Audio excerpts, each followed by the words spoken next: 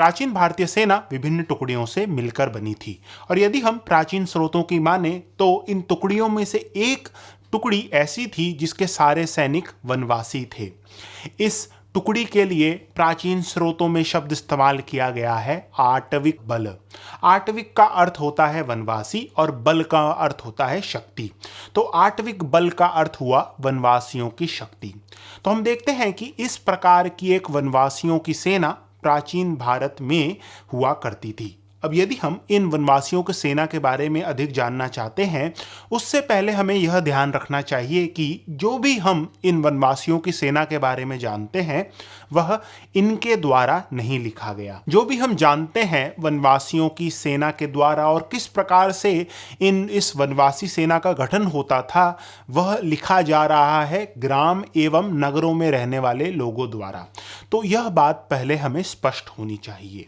अब यदि हम बात करें वनवासियों की, तो हम देखते हैं कि प्राचीन स्रोतों में वनवासियों के लिए आटविक के साथ साथ अन्य शब्दों का भी प्रयोग किया गया है।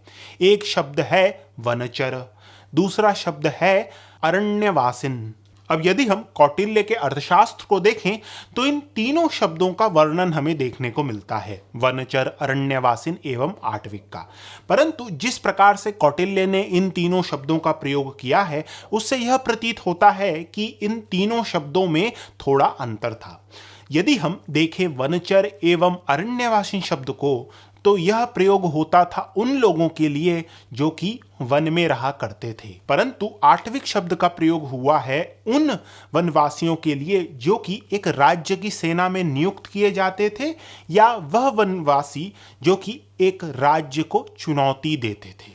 तो हम देख सकते हैं कि आटविक शब्द का अर्थ वनचर एवं अरण्यवासिन से थोड़ा भिन्न है। अब एक प्रश्न इन आटविक एवं आटविक बल के साथ यह आता है कि इस प्रकार की सेना का एक राज्य द्वारा किस प्रकार से प्रयोग किया जाता था। तो यदि हम कौटिल्य के अर्थशास्त्र को पढ़ें तो इसमें इसका उत्तर हमें मिलता है। कौटिल्य कहते हैं कि ऐसे वन जिससे हमें हाथी प्राप्त होते हैं उनकी सुरक्षा आटविक बल को करनी चाहिए।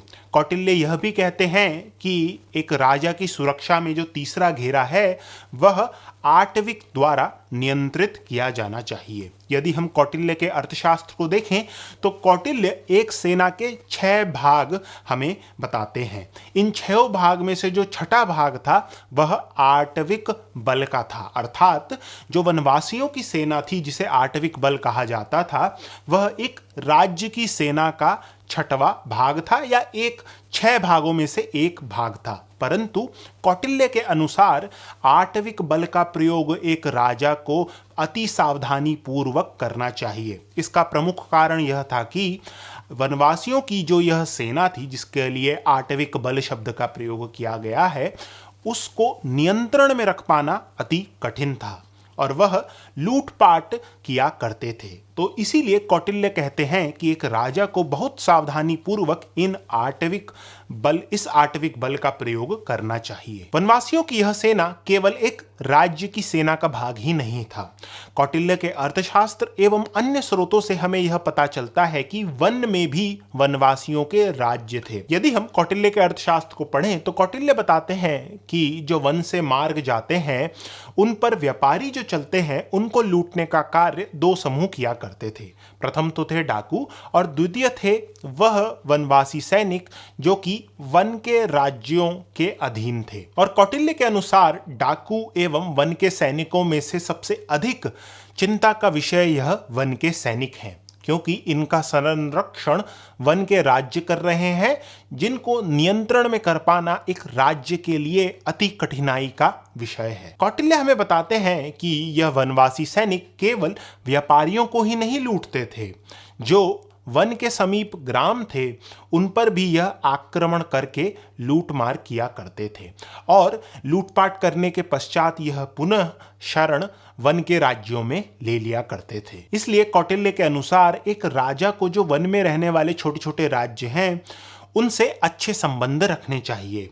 इस अच्छे संबंध के कारण जो यह वन के राज्य हैं वह यह सुनिश्चित करेंगे कि वनवासियों सैनिक द्वारा जो व्यापारी वन में यात्रा कर रहे हैं उनकी कोई लूटपाट न हो। वनवासियों एवं वन के राज्यों से अच्छे संबंध रखने के कारण एक राजा यह भी सुनिश्चित कर सकता है कि शत्रु राज्य की सेना एक वन में शरण ना ले और ऐसे दल भी शरण ना ले वन में जो कि राज्य के विरुद्ध कार्य कर रहे हों।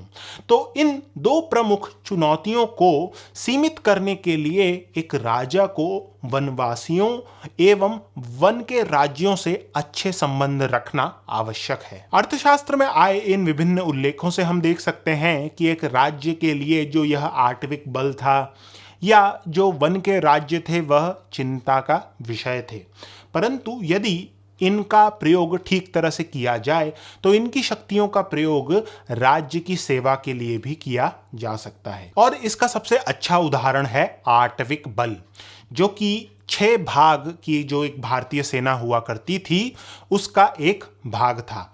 यदि आपको जानना है कि यह 6 भाग क्या थे तो यह वीडियो देखें जिनमें मैंने इन 6 भागों का अच्छे से विवरण दिया है। यदि आपको यह चैनल अच्छा लगा तो कृपया करके सब्सक्राइब करें। धन्यवाद।